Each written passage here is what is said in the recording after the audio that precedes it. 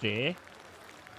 What about Bulgaria? Are they there in lane 9? Maybe we might be missing a couple of crews, I think. We'll have to wait. Oh no, Bulgaria's there. They are in lane 9. So we're just missing, I think, the Iranians in lane number 6.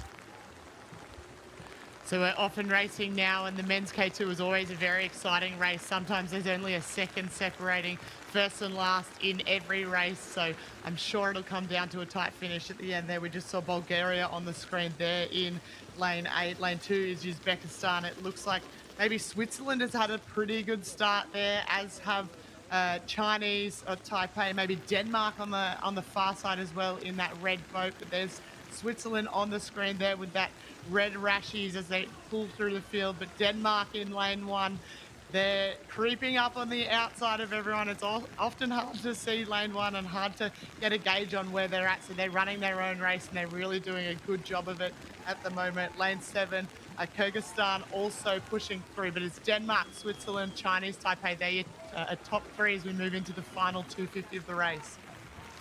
Yeah, hard enough to spot someone in lane 1 on the best of days, but when you can barely see the nose on your face, it's very, very hard to know what's going on at the top of the course. You can see that the Danes aren't even in the picture there. They're that far in front at the moment. So it's Denmark in front. Looks like there's a few challenges coming, though.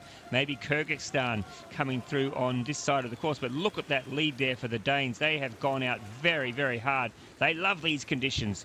They dream of these conditions. This is what they paddle for, to be out there in the pouring rain and the wind. It's just like being at home for the Danes. And look at them. They are bolting down to the finish line. Suddenly the Japanese realise that Denmark's there and they have absolutely put on the afterburners. But the Danes will get the win. Big race win for them. Japan gets second. Kyrgyzstan, brave race there for third. But I tell you what, I'm not going to put it down to the wind conditions or anything like that. Favouring lane 1. I just think that was a very, very solid performance there from the boys from Denmark. They got out to a good start and really, I think, caught the rest of the field napping. And at the halfway stage, they had a very commanding lead. I did say before the last race, or a couple of races back at least, I'm surprised so many athletes are paddling in sunglasses today. I mean, not because it's not bright, but just because it must be hard when you get the water on the glasses. Your vision must get a bit blurred. I'm surprised. I'm actually surprised that they would do that, but maybe it's a sponsor thing. I don't know.